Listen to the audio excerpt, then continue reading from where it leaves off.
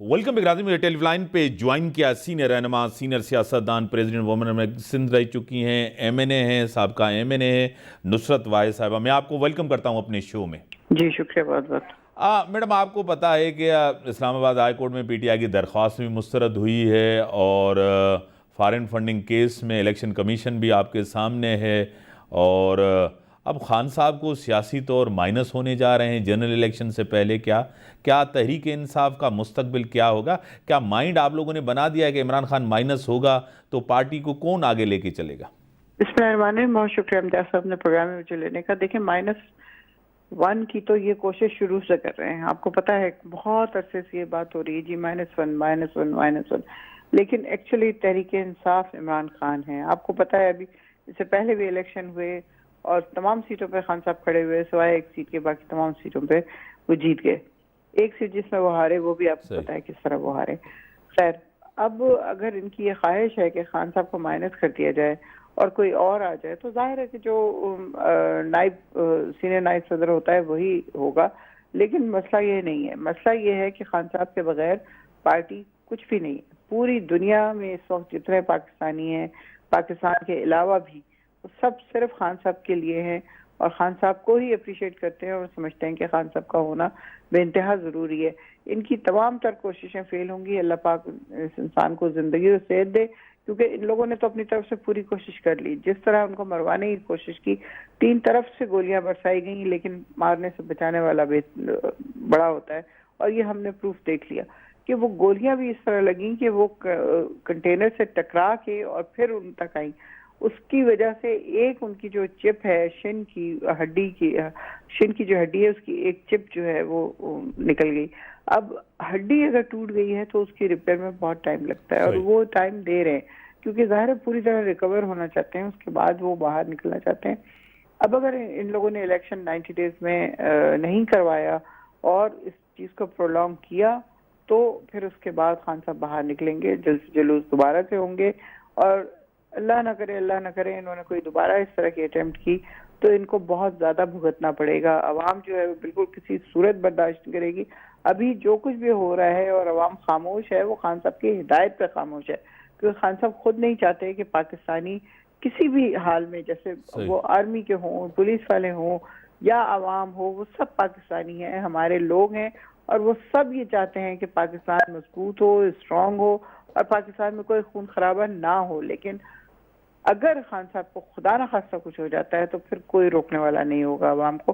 और इनकलाब जिसकी बात बार बार हम लोग करते हैं, जो इनकलाब वाकई शुरू हो चुका है, आप देख रहे हैं किस किस किस्म की हरकतें हो रही हैं। वो 3-3.5 साल जिसमें हम लोगों के उसमें कोई धमाके नहीं हुए, कोई इस तरह की चीजें नहीं हुई, इस कदर पुरअमन रहा वो सारा अरसा। लेकिन इनके आते साथ ही, क्योंकि ये खुद उसको आगे लेके जाते हैं। अब अभी मैं गुफ्तगू सुन रही थी एक चैनल पे, तो उस पे जो साहब बैठे हुए थे वो कह रहे थे मैं ये नहीं मानता कि खुदा न खास्ता एस्टेब्लिशमेंट इसमें इन्वॉल्व है, मेरा ख्याल ये है कि रॉ है या अमेरिका है।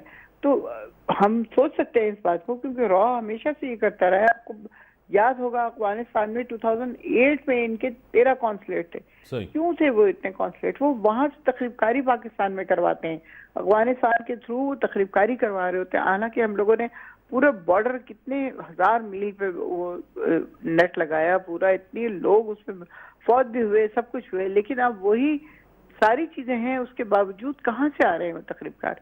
कहाँ से आके पाकिस्तान का ये हशर कर रहे हैं कि आपने मस्जिद में धमाके देखा और सुना और इतना बड़ा सानिया था कि दिल उस बात को मानता ही नहीं है कि वो APS स्कूल हो या वकील हो कोयटा के या ये पुलिस वाले हों। आप देखिए पुलिस के इलाके में, पुलिस लाइन में ऐसे कैसे हो सकता है कि कोई इस तरह घुस के आ जाए और पता ही ना चले, क्योंकि वो पुलिस यूनिफॉर्म में था, उसने चादर ओढ़ी हुई है। अब तो नजर आ रहा है वो सारा कुछ जो कुछ उसने किया हुआ था, बहुत तसल्ली से आराम से वो आया है और उसके बाद आके फ्रंट लाइन में खड़ा हो गया और किस तरह उसने अपने आप को उड़ाया है।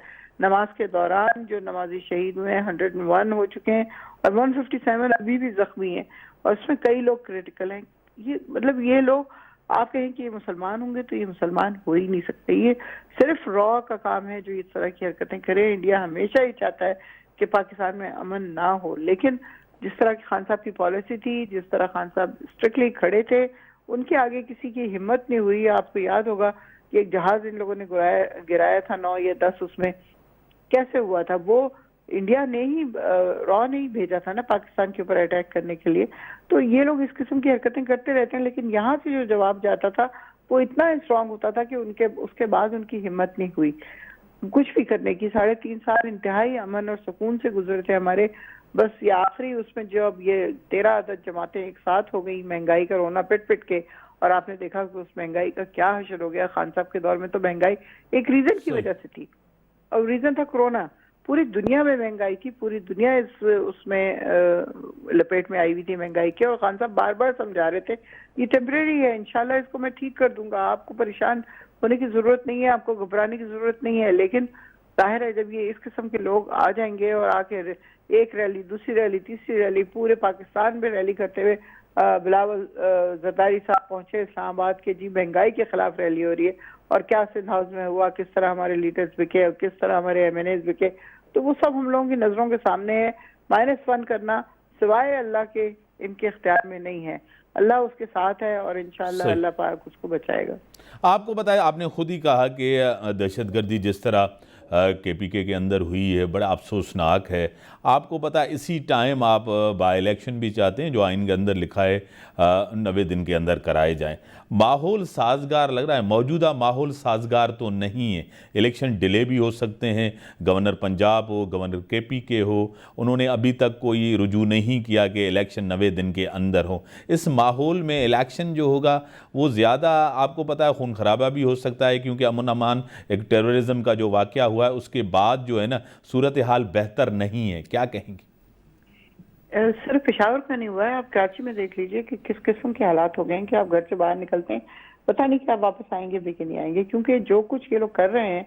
और पहले तो ये होता था ना कि आपसे बच्चे बैठे हुए हैं चाय वाला पे या कहीं इस तरह आए, मोबाइल लिया चले गए।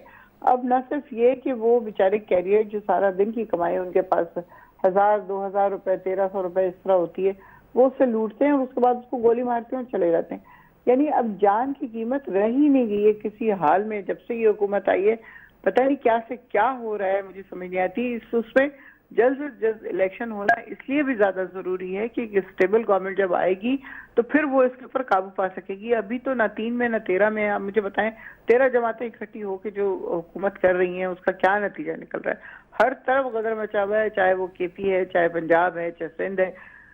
मतलब लोग सिर्फ खुदकश हमलों में मर रहे हैं। कोयटा में भी इवन ये कुछ हो रहा है, बलूचिस्तान में। तो ये बहुत ज्यादा खतरनाक सिचुएशन है। इसमें इलेक्शन में हो सकता है थोड़ा बहुत खून खराबा हो, लेकिन फ्यूचर उससे सेफ हो जाएगा।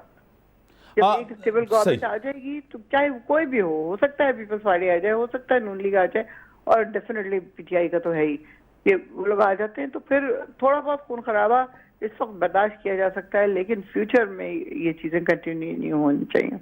आपके दौर में, क्योंकि आपको खुद पता है कि आज आप जो जिसको इंतकामी कार्रवाई विक्टिमाइजेशन कह रही हैं, आपके दौर के अंदर आसिफ अली जरदारी साहब मोहतरम, बीबी फरियाल टालपुर साहिबा, मरियम नवाज़ साहिबा, नवाज़ शरीफ साहब, शहबाज शरीफ, ये सभी लोग गिरफ्तार हुए। जब आप लोगों से हम सवाल करते थे तो आप कहते थे कानून सबके लिए बराबर है।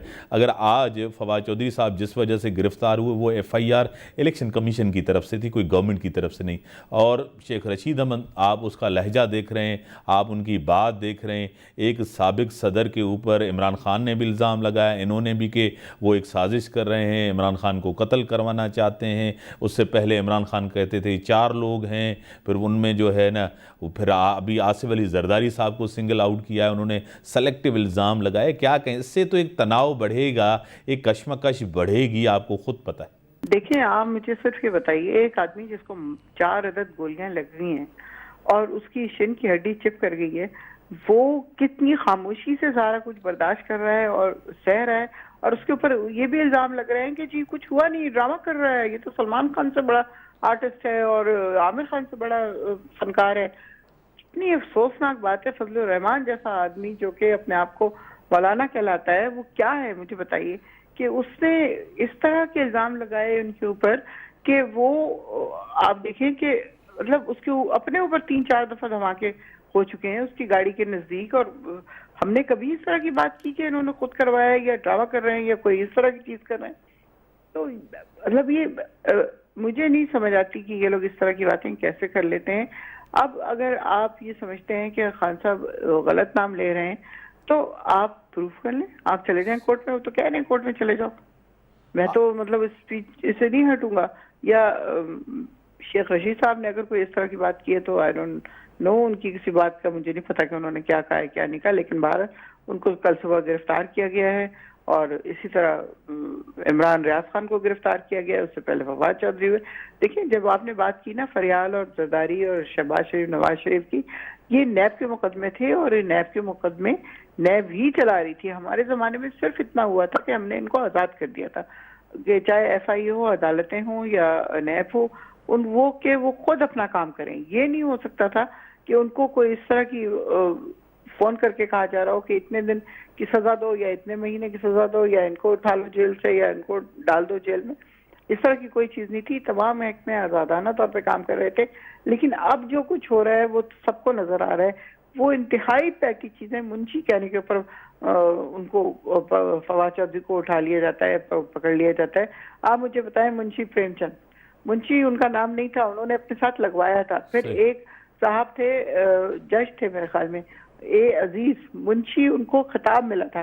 तो ये तो कोई ऐसी बुरी चीज नहीं थी जिसके ऊपर इतना ज्यादा बुरा माना गया और उनको पकड़ के जेल में न सिर्फ पता नहीं कहाँ कस्टडी में रखा गया और फिर 24 घंटे से ज्यादा 48 घंटे बकौल उनको सड़कों पे फहराया गया। तो ये काला कपड़ा डाल के as if is a criminal और समथिंग। तो ये वाली चीजें तो नजर आ रहे हैं ना कि ये सिर्फ इसलिए हो रही है, जिस तरह आज आपकी शहजादी बेगम ने फरमाया कि जी क्या ये सहाफी नहीं है बल्कि ये किसी पार्टी का हिस्सा है और सहाफत का नाम बदनाम करें। जो आपको अच्छा कहें वो सहाफी हैं, जो आपको अच्छा ना बड़ी कहें, मेहरबानी, आपकी रिलेटिव दिखाएं वो बड़ी मेहरबानी नाज़रीन। ब्रेक जो टाइम थियो ब्रेक खां पोइ डिस्कशन